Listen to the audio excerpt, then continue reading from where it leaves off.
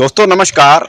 इतिहास की एक बहुत ही चर्चित लाइन है कि फांसीवाद अपने जनक जननी को भी खा जाता है। फांसीवाद यानी तानाशाही को सपोर्ट करने वाली विचारधारा। अब ये लाइन भारत की मौजूदा राजनीति में बिल्कुल सही साबित होती हुई दिख रही है।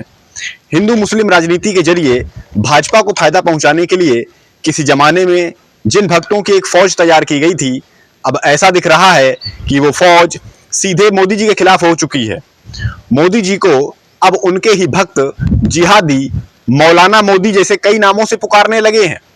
बिल्कुल सही सुन रहे हैं आप दोस्तों, क्योंकि पिछले कुछ समय से मोदी जी हिंदू मुस्लिम एकता, भाईचारे और आपसी सौहार्द का पैगाम पूरे देश को देते हुए दिख रहे हैं। ऐसे में हिंदू राष्ट्र का सपना संजोए उनके ही भक्त काफी तिलमिलाए और परेशान होते दिख रहे हैं और मोदी जी को खूब खरी खोटी सुना रहे हैं। वहीं दूसरी ओर उत्तर प्रदेश के मुख्यमंत्री योगी आदित्यनाथ आज भी अपनी कट्टर हिंदुत्व वाली राजनीति को कायम किए हुए हैं। योगी भरी विधानसभा में उर्दू की खिलाफत करते हुए ये कह जाते हैं कि उर्दू पढ़ने से देश के लोग कठबुल्ला और मौलवी बन जाएंगे।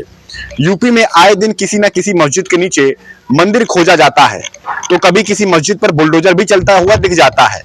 खुद मुख्यमंत्री एक चर्चित मस्जिद में मंदिर देखते हुए दिख जाते हैं। तो ऐसे में सवाल यही उठ रहा है कि क्या आपस में जोरदार तरीके से टकरा रहे हैं दिल्ली और लखनऊ के इंजन, जो बाद विपक्ष के कई नेता समय समय पर कहते भी रहते हैं। आइए अब इस खबर पर विस्तार से बात करते हैं। जैसा कि आप जानते हैं कि हाल ही में दिल्ली में सूफी संतों का जहां एक खुसरो नाम का एक बड़ा प्रोग्राम होता है।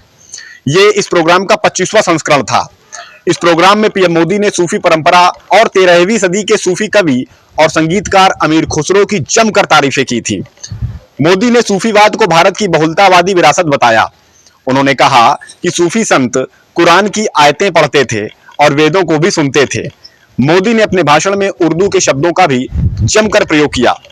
आइए एक बार सुन लेते हैं कि मोदी जी ने इस प्रोग्राम में कैसे सूफी संतों की खूब प्रशंसा की, किस तरह भारत की पुरानी भाईचारे की संस्कृति की व्याख्या की। साथियों, जहान ए खुसरो के इस आयोजन में एक अलग खुशबू है। ये खुशबू हिंदुस्तान की मिट्टी की है।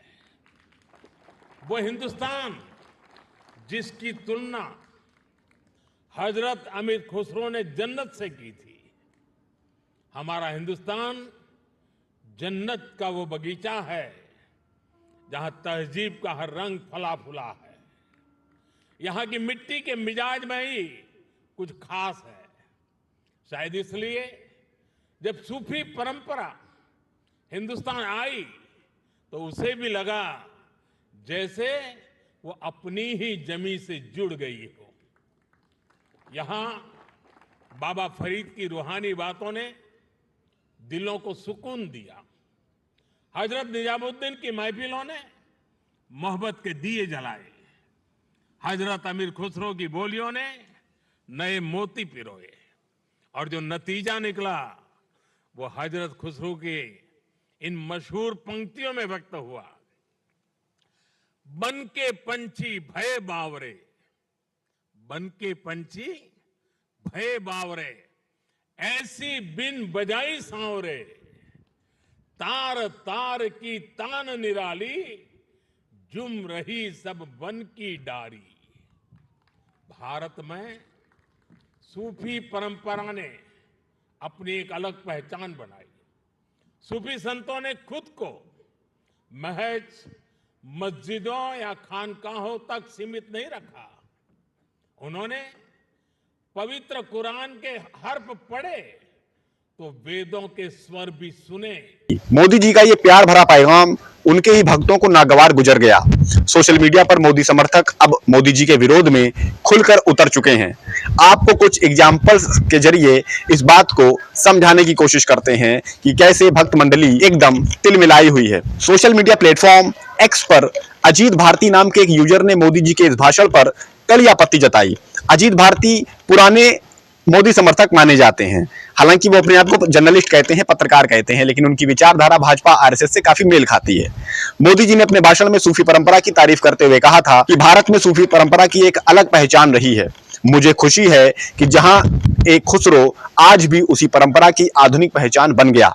इस बात पर अजीत लिखते हैं कि सूफी संतों ने हर दिन सैकड़ों गायें कटवाईं, मतांतरण करवाया, मंदिरों को लूटने नष्ट करने के आदेश दिए। सबका विश्वास भी तो कोई शगल है। शगल मतलब काम धंधा। यानी अजीत भारती मोदी जी पर तंज कसते हुए कहते हैं, लिखते हैं माफ कीजिएगा, कि मोदी जी सबका विश्वास हासिल करने के लिए सूफी संतों की तारीफ कर रहे हैं, जबकि सूफियों ने मंदिर लूटे, गायें कटवाईं। वहीं विकास पांडे नाम के एक भाजपा समर्थक तो मोदी जी पर चढ़ बैठे। उन्होंने लिखा कि मोदी जी को शर्म आनी चाहिए। आग थू, गौ हत्या, हिंदुओं के हत्यारे, बलात्कारियों का सच बोलने की हिम्मत नहीं है तो कम से कम उनका झूठा महिमा मंडन करने का पाप मत कीजिए। सीताराम पांडे नाम के एक और भाजपा समर्थक लिखते हैं कि गांधी जी के जैसी तुष्टीकरण नीति बंद करें, वरना 240 सीटें भी नहीं आएंगी। विपक्ष और मजबूत होता जा रहा है। आप अपने वायदे पूरे करने की कोशिश करें, जो वायदे आपने 2014 में किए। हिंदू राष्ट्र का सपना संजोए अखंड भारत नाम के एक एक्स हैंडल ने लिखा कि हिंदुस्तान में जब रोज हजारों हिंदू लड़कियां लव जिहाद में फंसकर अंत में वैश्या बन जाती हैं, उसके लिए ये खुशबू ही जिम्मेदार है। मोदी जी होश में आओ। दोस्तों, कुछ इसी तरह की बातों से भाजपा समर्थकों के ट्वीट्स भरे पड़े हैं, जो खुलकर मोदी जी पर अपना गुस्सा, अपनी भड़ास निकाल रहे हैं। कोई मोदी जी की मौलाना जैसी फोटो लगाकर उन्हें मौलाना मोदी कह रहा है, तो कोई उन्हें जिहादी बता रहा है। इसके पहले मोदी जी का एक वीडियो सोशल मीडिया पर खूब वायरल हुआ था, जिसमें वे कुवैत के अमीर को एयरपोर्ट से रिसीव करने पहुंच जाते हैं, उन्हें गले लगाते हैं। ये तस्वीरें भी भक्त मंडली को काफी नागवार गुजर गईं। मोदी जी जब अजमेर की मशहूर ख्वाजा गरीब नवाज में चादर चढ़ाने के लिए भेजते हैं, उस समय भी कई भाजपा आरएसएस के समर्थक उन्हें जमकर सुनाते हैं। अब ये नायडू नीतीश का दबाव है या कोई और बात है, ये तो भाजपा जाने, मोदी जी जाने। लेकिन एक बात तो दिख रही है कि भाजपा अंदर ही अंदर दो फाड़ हो चुकी है। एक भाजपा जो उत्तर प्रदेश में है, जो खुलकर अपने आरएसएस वाले एजेंडे को आगे बढ़ाते हुए दिख जाती है। एक भाजपा जो केंद्र में है, वो दूसरी तरह की राजनीति करने लगती है, जिससे भक्त मंडली काफी परेशान हो जाती है। यानी साफ तौर पर दिख रहा है दोस्तों कि जिस राजनीति के दम पर भाजपा ने कई चुनावों में खूब फायदा उठाया, अब उस राजनीति से खुद भाजपा पीछे छुड़ाते हुए दिख जाती है। नमस्कार।